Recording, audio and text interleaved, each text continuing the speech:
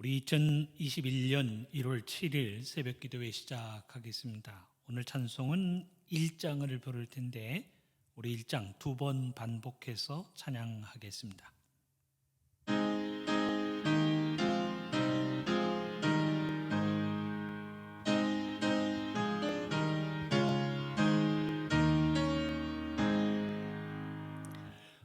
만복의 근원 하나님, 온 백성 찬송 드리고 저 천사여 찬송하세. 찬송 성부 성자 성령, 만복의 근원 하나님, 온 백성 찬송 드리고 저 천사여 찬송하세. 찬송 성부 성자 성령.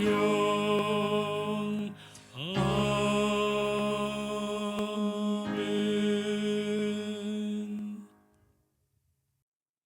우리 2021년 1월 7일 새벽 기도회 시작하겠습니다.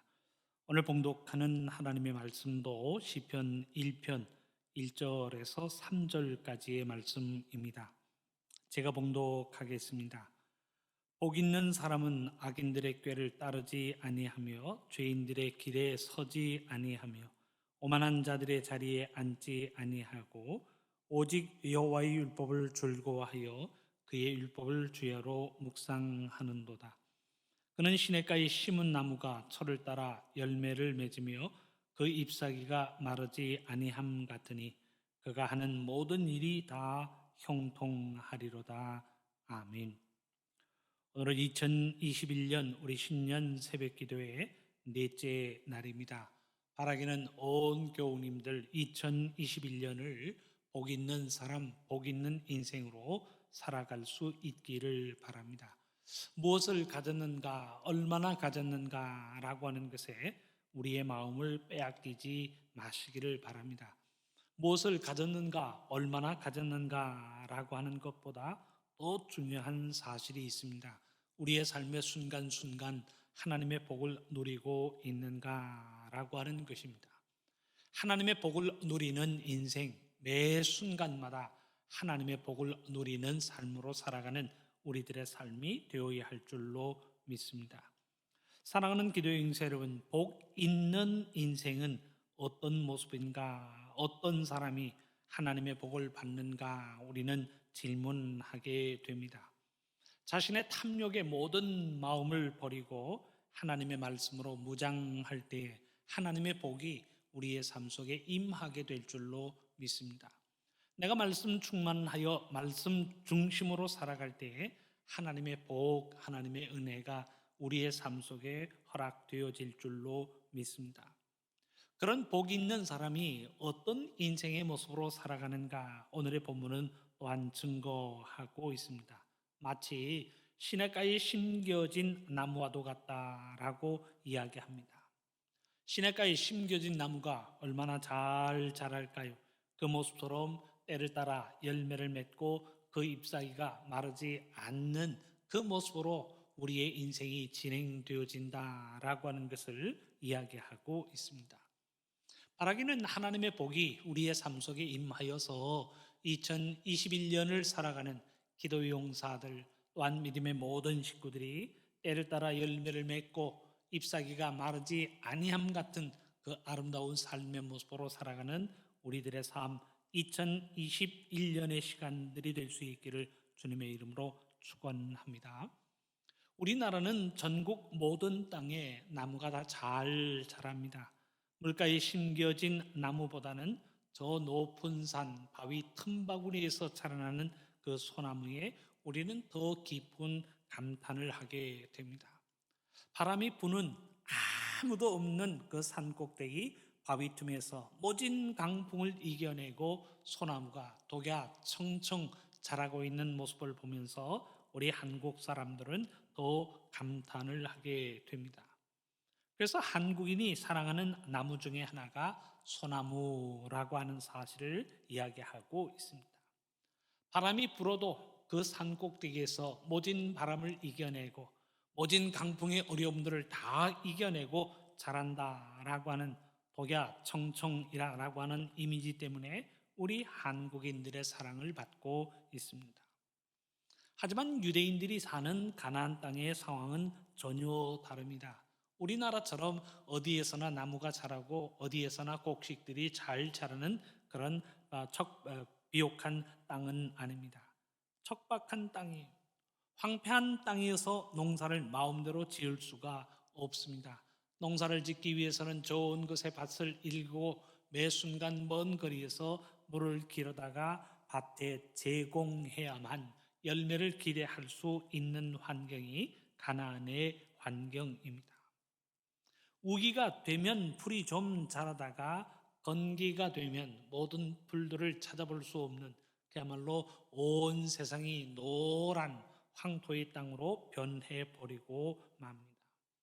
근데 그런 환경 속에서도 나무와 숲으로 이루어진 곳이 찾아집니다. 곧 요단강 근처에. 물이 있는 오아시스에도요, 나무들이 자랍니다. 나무들이 자라서 푸른 숲을 이루고 있는 것을 볼 때에 사람들은 신비스럽다라고 할 만큼 아름다운 모습을 이루어내고 있습니다. 요단강 근처도 마찬가지. 요단강 근처에 있는 나무들이 자랍니다. 그래서 사막을 넘어 고개를 넘어 요단강을 내려볼 때에 요단강을 따라서 푸른 숲이 형성되어져 있는 것을 보면서 사람들은 아름답다라고 하는 고백을 남기게 됩니다. 그래서 어디선가 밭을 만들고 나무를 자라게 하기 위해서는 이 요단강에서 물을 가져다가 열심히 나무에 부어야만 합니다. 그래야만 열매를 기대할 수 있습니다. 그런데 나무가 시냇 물가에 자리를 잡았습니다.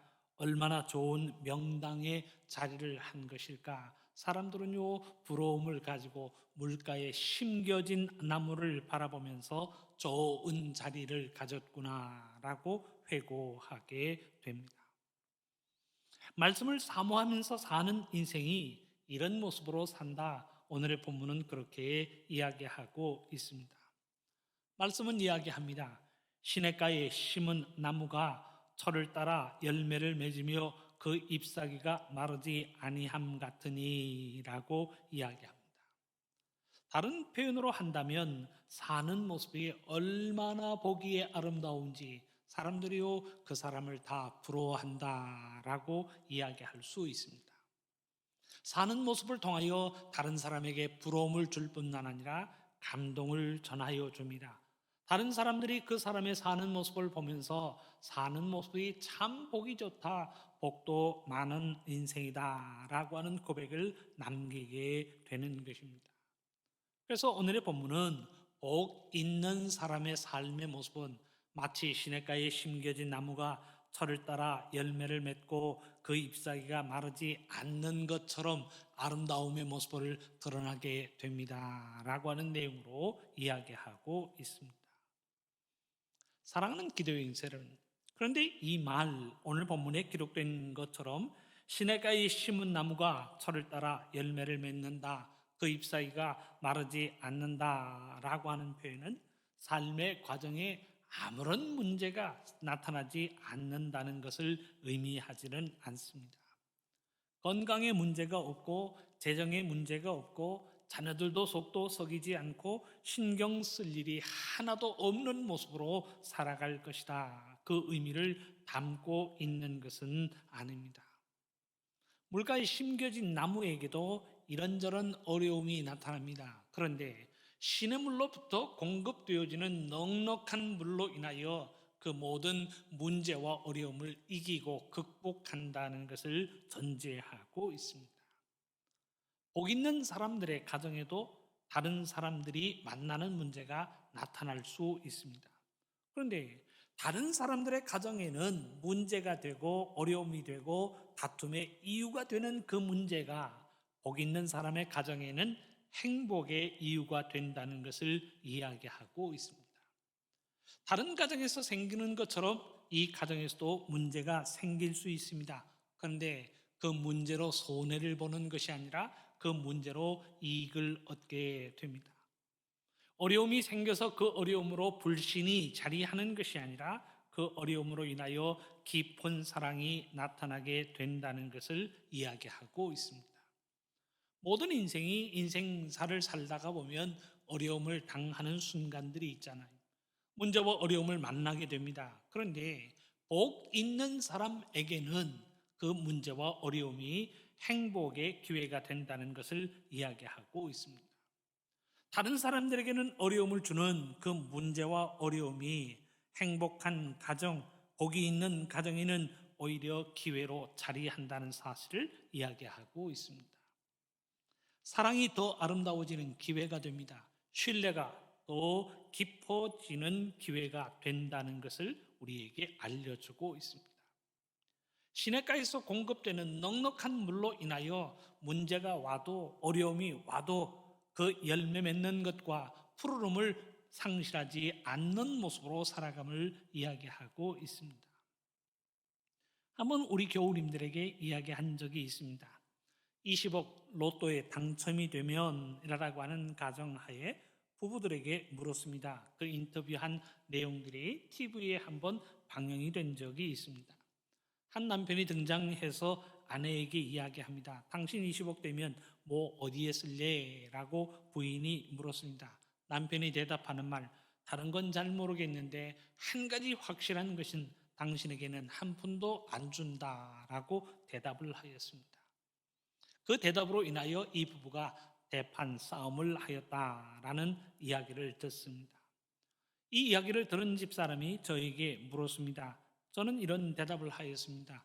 2억 떼어다가 11조 하고 나머지는 당신 다 줄 거야 라고 대답을 합니다. 얼마나 기분 좋아하든지. 사랑하는 기도여행자 여러분, 우리는 여기에서 지혜를 생각해야 합니다. 일어나지도 않은 일이에요.